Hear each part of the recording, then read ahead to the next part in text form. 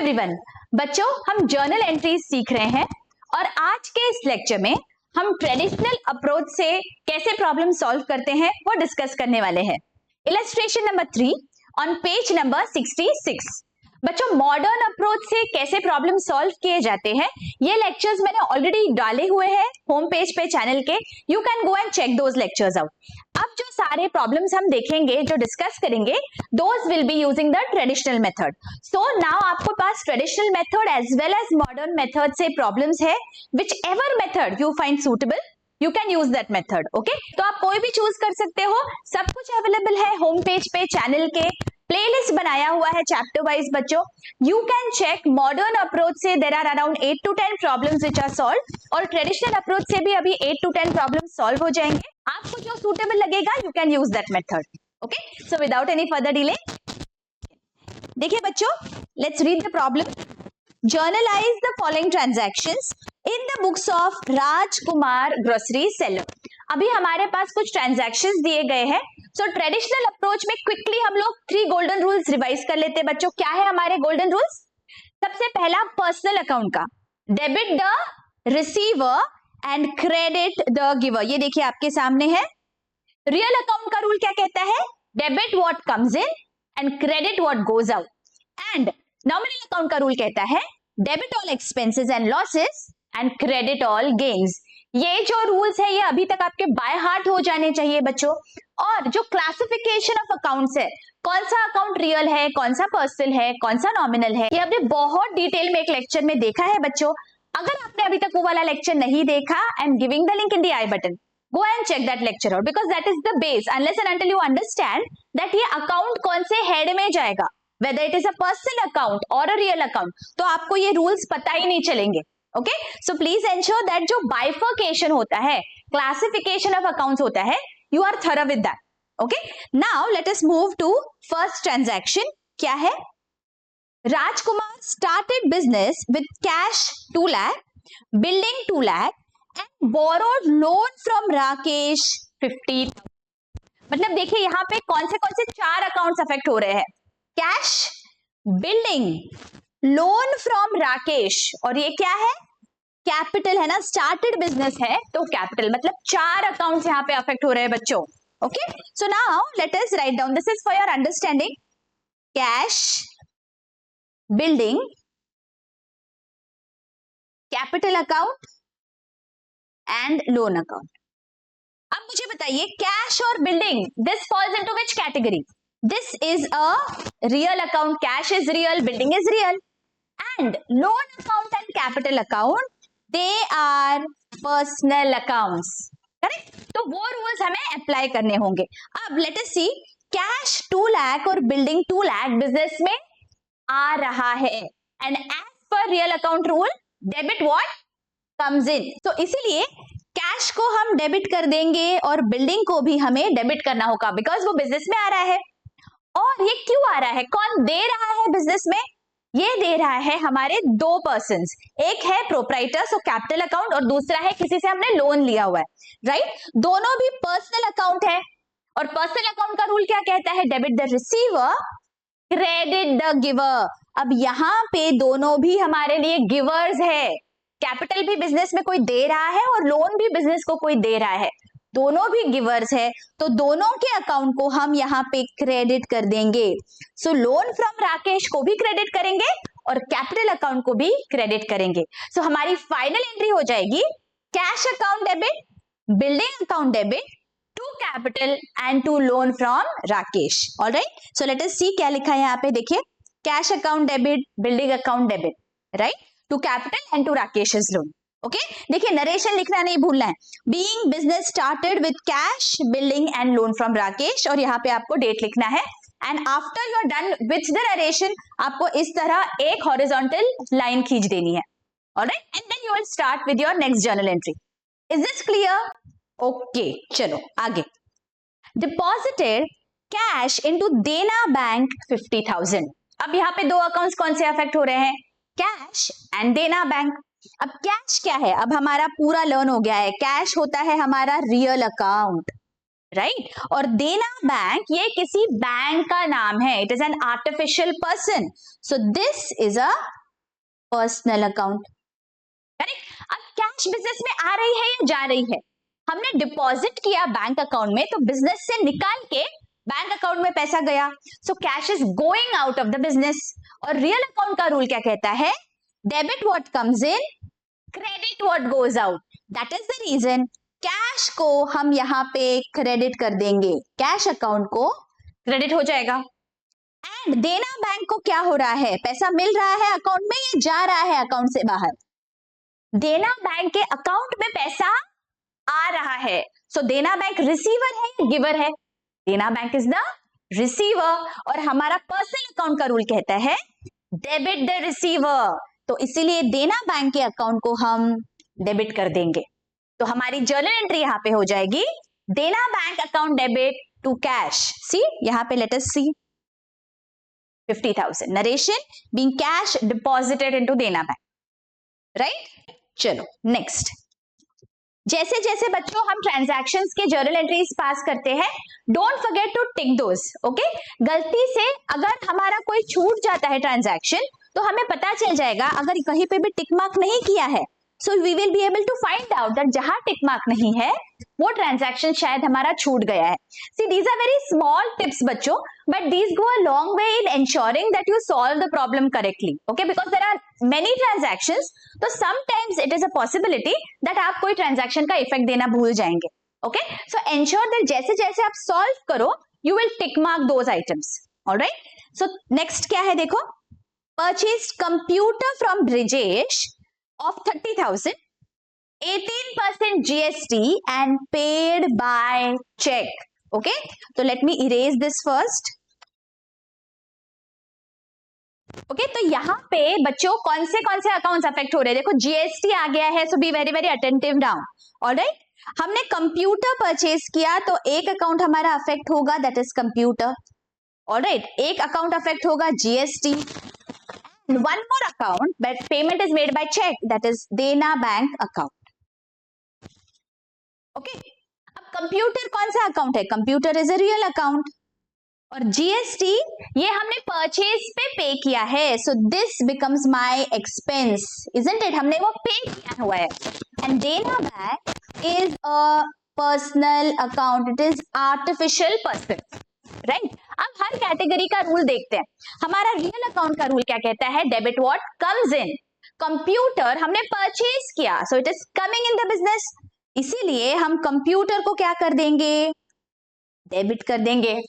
अब GST हमने पे किया या हमें मिला है? GST हमने पे किया है, तो यहाँ पे GST हमारा एक्सपेंस है, इसीलिए GST को भी हमें डेबिट करना होगा, ओके।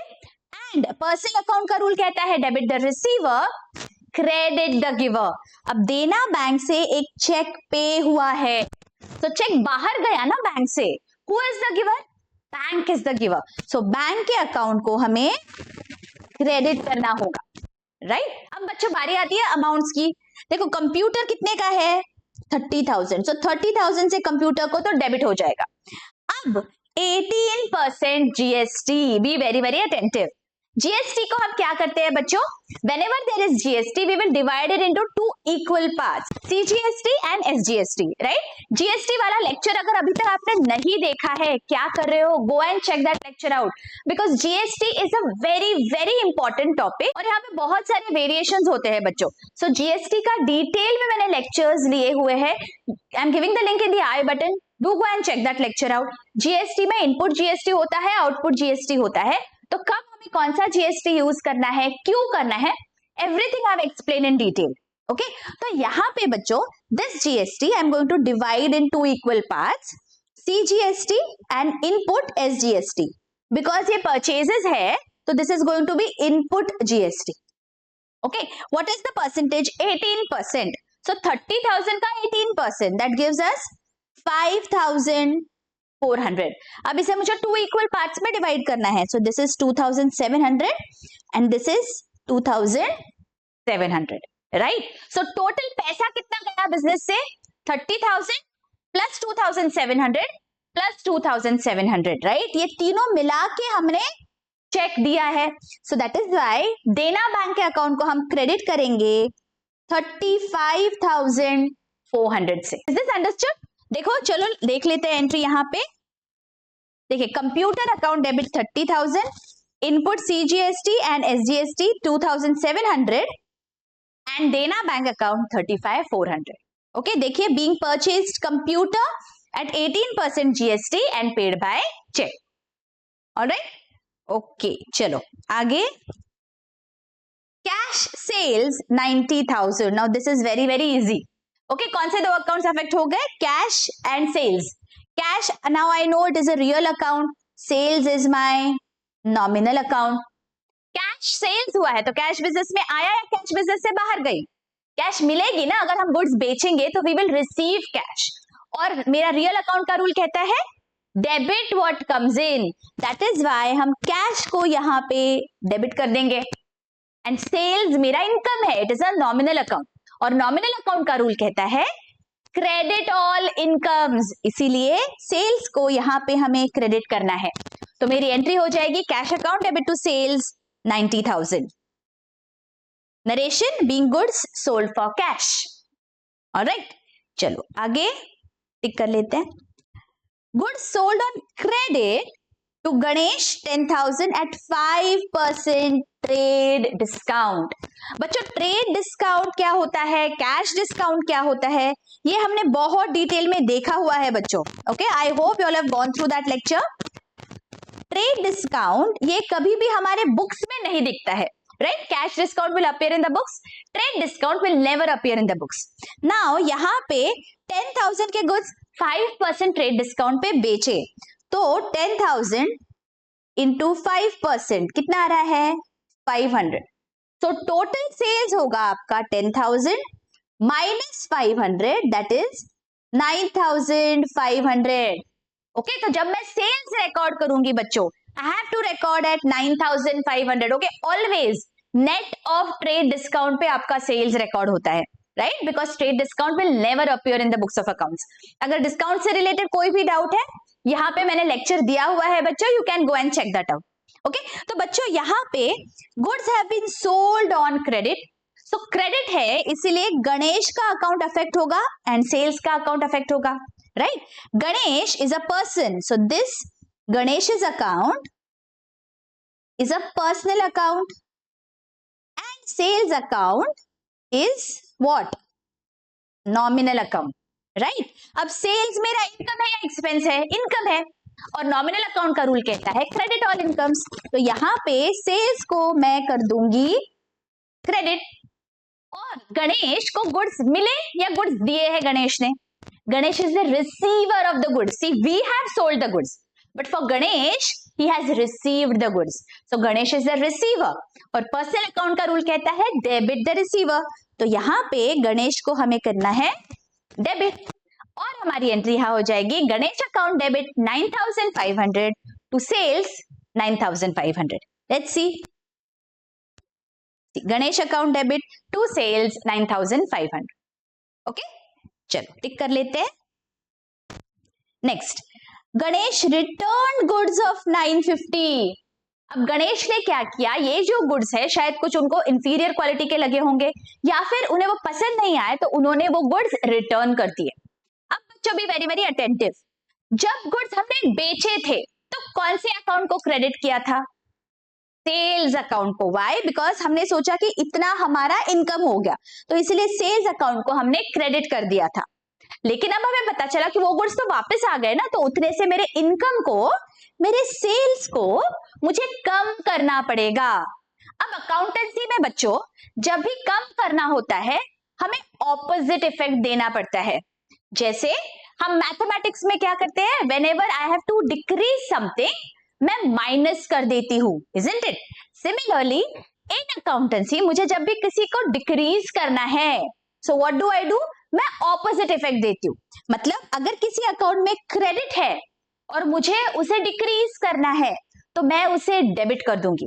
किसी अकाउंट में डेबिट है और मुझे उसे डिक्रीज करना है तो मैं उसे क्रेडिट कर देती हूँ। ऑपोजिट इफेक्ट हम देते हैं ताकि रिड्यूस हो जाए account balance.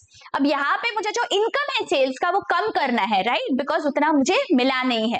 So that is the reason I am going to create another account by the name sales return, या फिर इसे हम ये भी बोल सकते हैं रिटर्न इनवर्ड, क्योंकि गुड्स आए हैं ना बिजनेस में वापस, तो इसीलिए रिटर्न इनवर्ड या सेल्स रिटर्न, जो बेचा वो वापस मिल गया।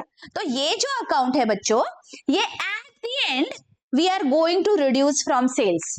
तो एट द एंड हमारा सेल्स उतने से कम हमें दिखाना पड़ता है, right. So that is the reason हम इस अकाउंट को क्रिएट करते हैं एंड इफेक्ट हम देंगे ऑपोजिट ऑफ सेल्स। सेल्स को क्रेडिट होता है, so return inward sales return account को हमेशा डेबिट होगा। व्हाई? बिकॉज वो गुड्स बिजनेस में आए हैं, ओके, उतने से मुझे मेरा सेल्स को कम करना है।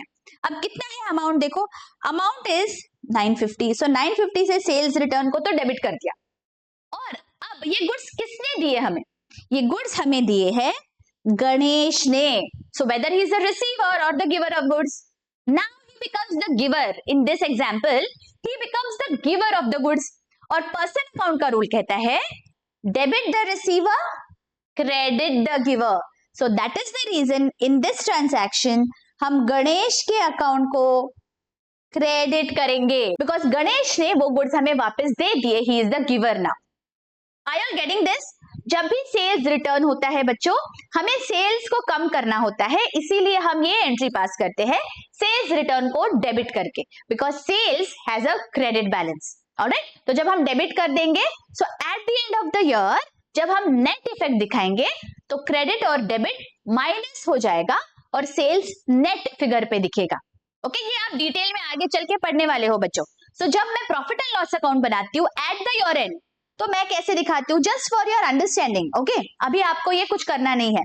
जब मैं प्रॉफिट एंड लॉस दिखाऊंगी दैट टाइम मैं सेल्स लिखूंगी, if the sales were only 9500 assuming, तो 9500 लेस सेल्स रिटर्न या रिटर्न इनवर्ड्स 950, और आउटर कॉलम में मेरे नेट सेल्स दिखते हैं। ठीक है, at the end of the year I am going to do this, not now. इसीलिए ये जो सेल्स रिटर्न का अकाउंट है उसका बैलेंस होता है opposite of what is there in the sales account. Is this very very clear? इसी बात पे एक लाइक जरूर कर दीजिए बच्चों, एक प्यारा सा कमेंट कर दीजिए। Your comments truly keep me motivated in getting such lectures for you. Thank you so much. चलो आगे क्या है? Goods taken by Rajkumar for his personal use 1000। अब पर्सनल यूज के लिए अगर कभी भी प्रोप्राइटर गुड्स लेके जाता है बच्चों, तो हम एक नया अकाउंट क्रिएट करते हैं bye the name drawings, right. हमने ये डिस्कस किया था बेसिक अकाउंटिंग टर्म्स वाले लेक्चर में। ड्रॉइंग्स मतलब क्या? Opposite of capital. जब भी बिजनेस से एसेट्स या गुड्स या पैसा प्रोप्राइटर लेके जाता है फॉर हिज पर्सनल यूज, तो हम एक नया अकाउंट क्रिएट करते हैं ड्रॉइंग्स। ऑलराइट, अब यहाँ पे क्या हुआ है, he has taken goods out of the business, तो goods have gone out of the business, right? तो जब प्रोप्राइटर ने बिजनेस में कैपिटल के लिए पैसा लाया या एसेट्स लाए या गुड्स लाए, तो हमने क्या किया, कैपिटल अकाउंट को क्रेडिट किया था। तो अभी उसका उल्टा हुआ है ना, बिकॉज वो बिजनेस से बाहर जा रहे हैं गुड्स, बिजनेस से बाहर जा रहा है पैसा for personal use of the proprietor, तो अभी हमें उल्टा इफेक्ट देना पड़ेगा। तो अभी हम क्या करेंगे, ड्रॉइंग्स अकाउंट जो नया क्रिएट हुआ है उसे हमें डेबिट करना होगा। Why? Because this is representing the personal account of the proprietor and debit the receiver. इसीलिए हमें रिसीव कर रहा है ना प्रोप्राइटर, तो इसे हमें डेबिट करना है, ड्रॉइंग्स को हम डेबिट करेंगे। ओके, एंड बिजनेस से क्या बाहर जा रहा है, गुड्स बाहर जा रहे हैं। अब बच्चों ध्यान रखिए, जब भी बिजनेस में गुड्स आए थे, we bought some goods, right, somewhere in the beginning we bought the goods to sell, but यहाँ पे क्या हो गया, वो जो गुड्स है, some portion of those goods were taken by the proprietor for his personal use. अब वो गुड्स जो है मेरे परचेजेस अकाउंट में दिख रहे हैं, जब मैंने बाय किए थे मेरे परचेजेस अकाउंट में दिख रहे थे। अब मुझे क्या करना है, because proprietor is taking those goods away, इस परचेज अकाउंट को मुझे रिड्यूस करना है, बिकॉज वो बिजनेस का परचेज अभी हुआ ही नहीं, वो तो प्रोप्राइटर लेके चला गया। तो मेरे बिजनेस में क्यों मैं खामखा दिखाऊं दैट ये इतना एक्सपेंस हुआ है, ये एक्सपेंस तो प्रोप्राइटर का हो गया अभी। So what do I do in order to reduce my expense of the business, business में मैंने दिखा दिया था that this purchase is the expense of the business, but अब ये लेके चला गया प्रोपराइटर, तो बिजनेस का तो एक्सपेंस हुआ नहीं, ये उसका पर्सनल है। तो दैट इज द रीजन मैंने जो खर्चा दिखाया था कि ये बिजनेस का खर्चा है, इस खर्चे को अब मुझे कम करना है। अब जब खर्चा दिखाया दैट टाइम मैंने इसको डेबिट किया था ना परचेज को, इनिशियली जब मैंने गुड्स बाय किए होंगे तो मैंने परचेज को डेबिट किया था, लेकिन अब ये खर्चे को मुझे रिड्यूस करना है।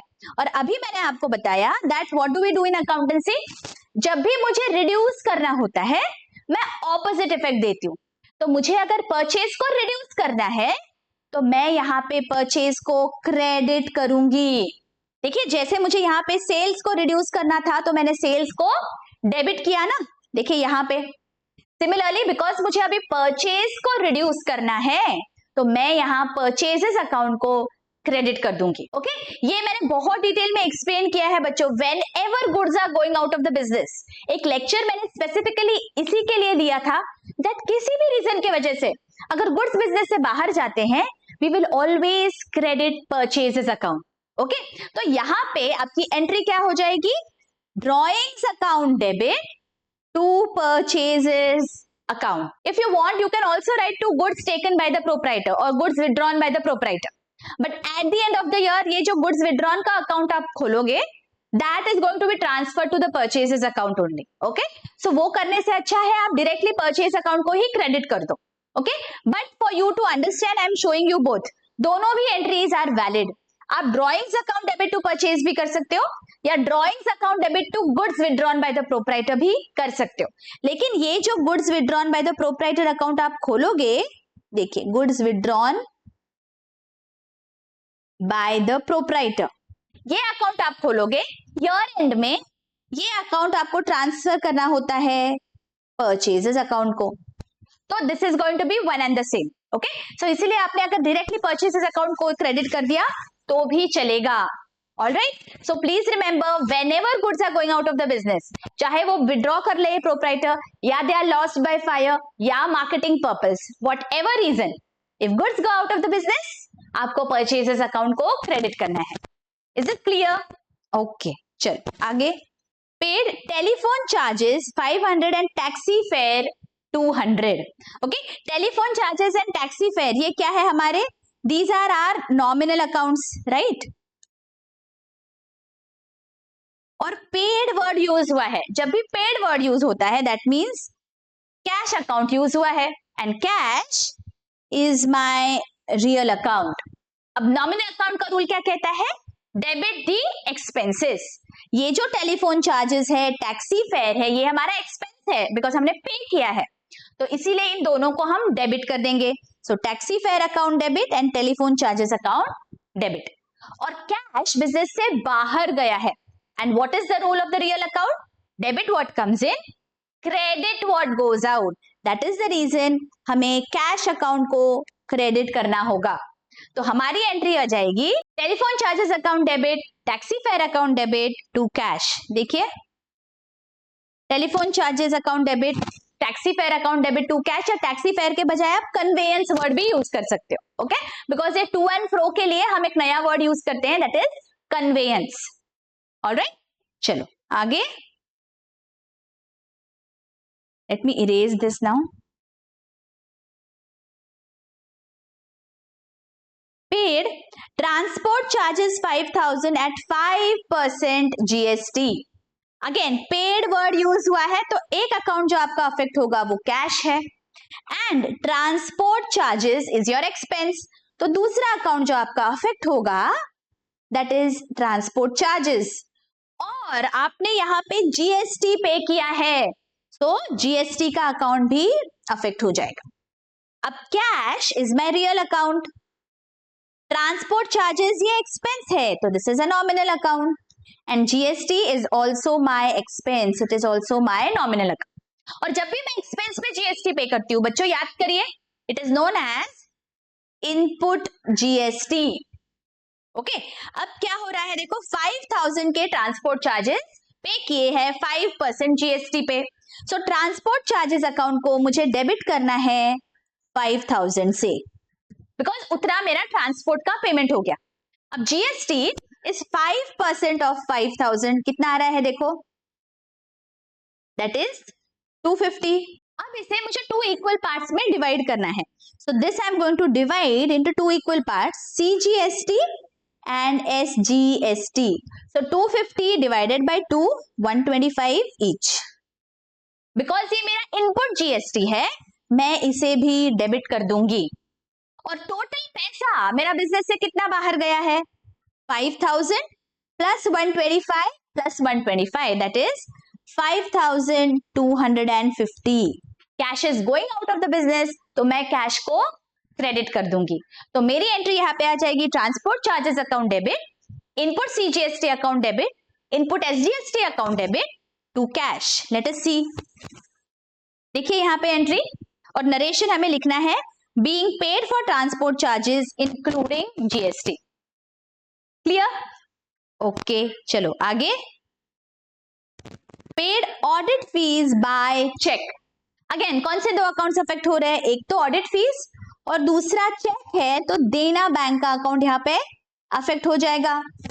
Now audit fees is my nominal account और नॉमिनल अकाउंट कहता है डेबिट ऑल एक्सपेंसेस, तो ऑडिट फीस को तो मैं यहाँ पे डेबिट कर दूंगी। और देना बैंक से चेक गया है, देना बैंक इज द गिवर, इसीलिए देना बैंक के अकाउंट को हम यहाँ पे क्रेडिट कर देंगे। तो हमारी एंट्री हो जाएगी audit fees account debit to Dena bank account 5,000। Okay, चलो आगे। Purchased furniture of 70,000 and amount paid by check at 12% GST। देखिए GST से रिलेटेड कितने सारे ट्रांजैक्शंस है, इसलिए GST एक बहुत ही इंपॉर्टेंट टॉपिक है बच्चों। Please ensure that you are thorough with this topic. Okay, कब इनपुट GST है, कब आउटपुट GST है, ये सब आपको अच्छी से पता होना चाहिए। ऑलराइट, सो यहाँ पे कौन से 3 अकाउंट्स अफेक्ट हो रहे हैं, एक हो रहा है फर्नीचर अकाउंट, दूसरा है पेमेंट ना, सो देना बैंक अकाउंट, और तीसरा है GST। ठीक, परचेज्ड है, whenever you are purchasing and you are paying GST, so this will be input GST।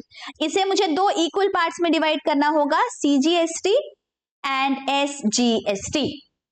Alright, अब कितने का फर्नीचर खरीदा, 70,000 का। अब furniture is a real account, right, और रियल अकाउंट का रूल कहता है debit what comes in, furniture business में आ रहा है, इसीलिए फर्नीचर को 70,000 से मैं डेबिट कर दूंगी। Okay, because furniture we are getting in the business.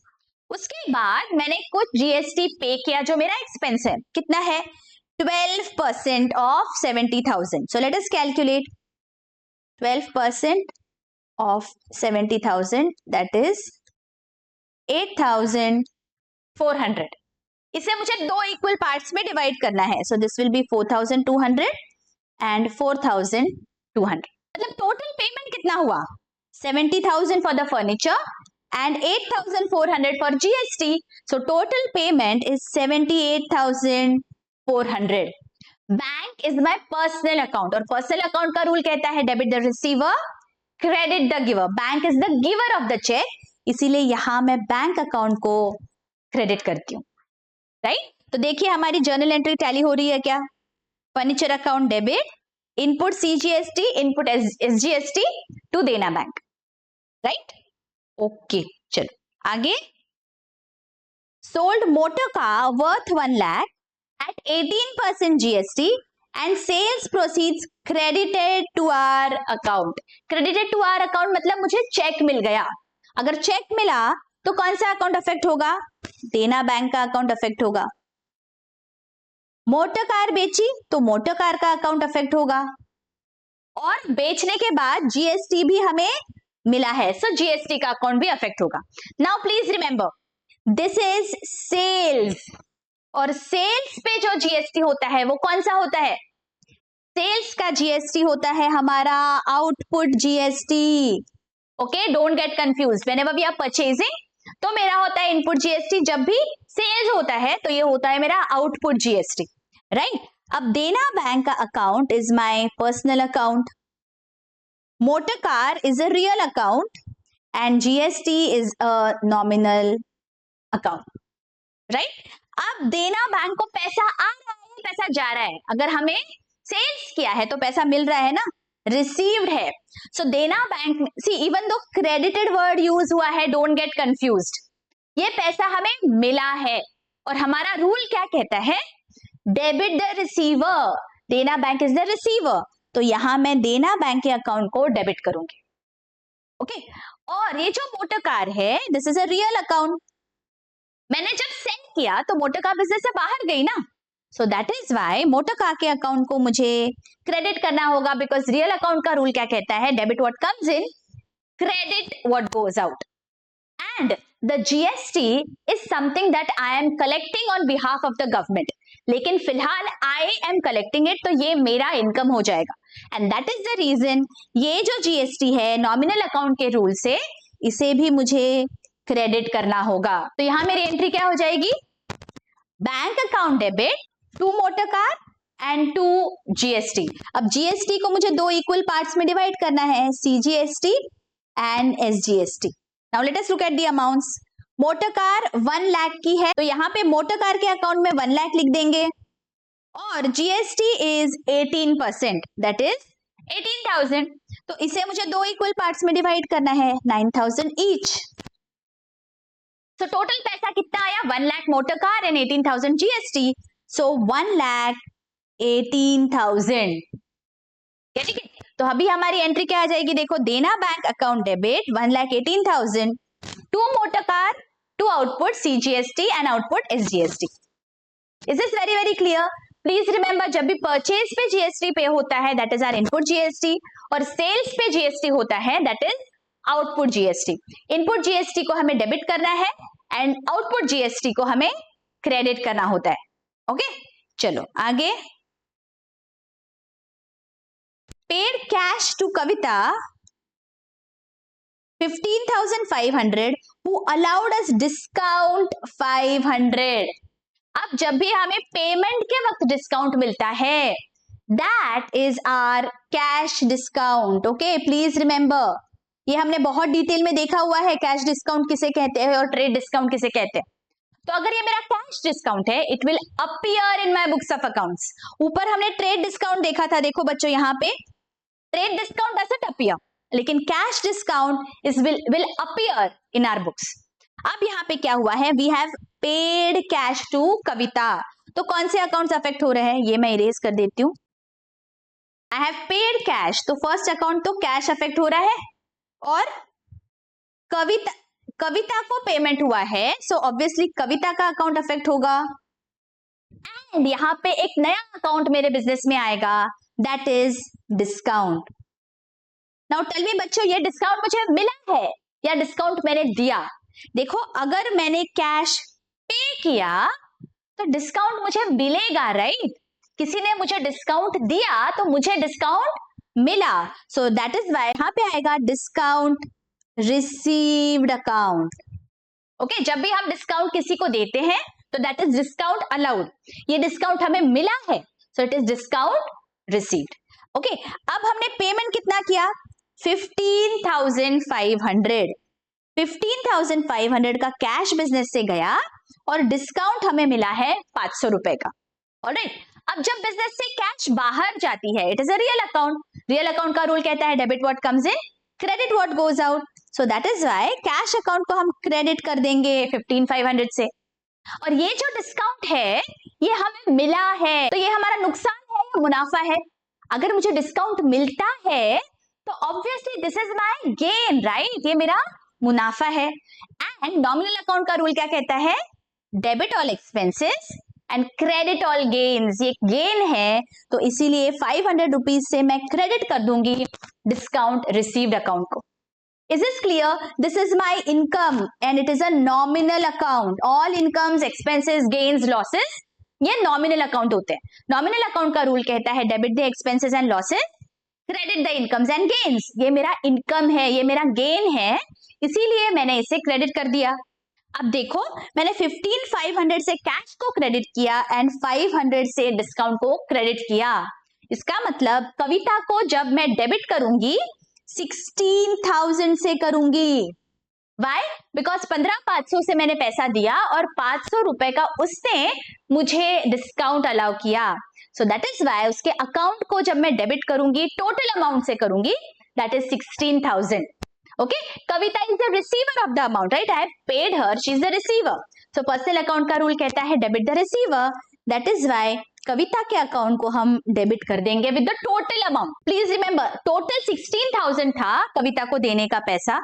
See how this transaction works. See, total 16,000 was the balance that we owed to कविता. 16,000 का अमाउंट पेएबल था कविता को, लेकिन कविता ने हमें 500 रुपए का डिस्काउंट अलाउ किया, इसलिए हमने 500 रुपए का इनकम यहाँ पे दिखा दिया और पेमेंट हमने 15,500 का किया.